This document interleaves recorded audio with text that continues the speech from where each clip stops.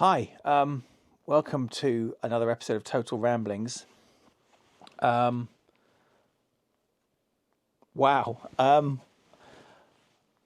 I've just finished watching Doctor Who.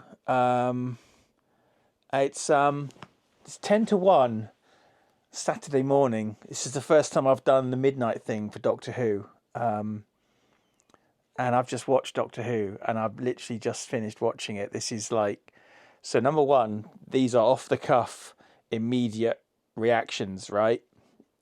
I don't write scripts for these things, and I've just turned off the telly. Number two, there's going to be spoilers. Well, we wondered if it was him, and everybody said, no, no, no. He was accelerated into the time vortex. Well, looks like he hitched a ride on the TARDIS. It was him. Right, I'm getting ahead of myself. This is episode 7, The Legend of Ruby Sunday. We've got one more episode to go. So, the Doctor decides to go and get help from UNIT because he keeps seeing this woman. He keeps seeing her in the past, in the future, on other planets, and also we see a couple of adventures we haven't seen before, which is nice. So he travels to UNIT. We meet a bunch of people. A robot called the Vlinks, who looks awfully like that robot from the Orville, but never mind. UNIT's current scientific advisor is Maurice Gibbons, little kid. It's actually quite good. And we see that this woman is a lady by the name of Susan Triad, S Triad, which the Doctor instantly devises, of course, is an anagram of TARDIS. And Kate Lethbridge-Stewart looks at him as if to say, are you an idiot? We worked that out ages ago. She can't quite seem to believe that, And the Doctor starts to wonder if it's his Susan, his granddaughter Susan. We were baited earlier in the series when he mentioned Susan, that she might be back. We meet Mel. We have a brief interlude with Mrs. Flood, who says he waits no more. So she seems to be an agent of this entity. And the Doctor, having decided he can't go back in time and cross his own time stream, which I guess that makes sense with other stories that we've seen, asks if UNIT have got a time window, and they say, well, you expressly forbid us to interfere with, have you got a time window? Yes, we have. It's 10 floors down. And the Doctor just kind of laughs at it. It looks like, super advanced and high tech, and the Doctor just says, this is a lash up. Brilliant, brilliant. Perfect sort of attitude of the Doctor, really. And so they essentially project an image of 29th of December 2004, when Ruby was born and left by the church. What I'm not quite sure about is why the Doctor diverted down this route of, hey, we've got this mystery of Susan Triad / TARDIS. Let's go and mess around looking at Ruby. Well, why? I mean, as it turns out, they might be linked somehow, but we didn't know that at the time. Anyway, we kind of see Ruby's mother, but then it's kind of weird, right? Because although we're looking at a projection of 2004, it's kind of enhanced by the presence of a CCTV VHS tape. But then there's kind of a suggestion that we're actually there. It's not just a projection extrapolated from the data and from the tape, that we're actually there, and that we're actually able to interact somehow with that period, which is a little bit odd. Anyway, memories start to change, and this figure points at the Doctor at one point. Now, at this point, it's worth saying there's another guy in the time window, this Colonel Chidozi, and the moment that he kind of was in there with them, I thought, he's dead. He might as well have been wearing a Star Trek red shirt, because, yes, he ends up popping his clogs, or disappearing anyway. And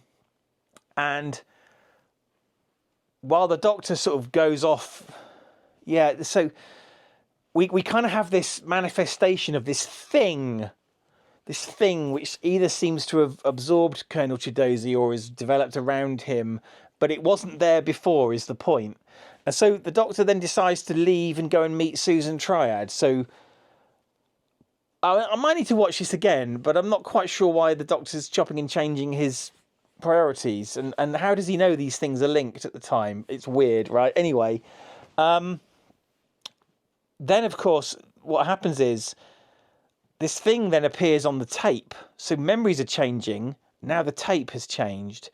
And UNIT are messing around with this. And it turns out that there is an image at the centre of this cloud, this entity, and it's the TARDIS. And we get possibly one of the most amazing endings to an episode of New Doctor Who and the build-up. It reminds me very much of when the Master was revealed. Professor Yana, you are not alone, all that kind of thing. Massive build-up. Essentially, we are kind of given hints that the one who waits has hitched a ride on the TARDIS at some point. And the Doctor hasn't known about it. Now, this kind of makes sense because the one who waits, and we have this massive build-up of we're going through all these different gods, like minor gods, like the Trickster and the Toymaker and Maestro. And then basically, here's the reveal. It's Sutekh. And we've got this anagram situation. Susan Triad Technologies, Sutekh. The Doctor saying it was the wrong anagram. He's been following the wrong clue. And basically, in Pyramids of Mars, Sutekh, the Destroyer, was accelerated along a time corridor into his future where he died. Now, it kind of makes sense that if he was in a time corridor, he was trapped in the time vortex. And essentially, we're given a clue that we're told expressly that he's hitched a ride on the TARDIS. How long he's been there, I don't know. The whole time, we just don't know. And anyway, he's not waiting anymore. And the Doctor is just kind of staring in absolute horror. Because this is a literal god. And there's not much he can do about it. And an all-powerful god at that. I mean, when he met Sutekh before, he was trapped. He was held in stasis on the Pyramid of Mars.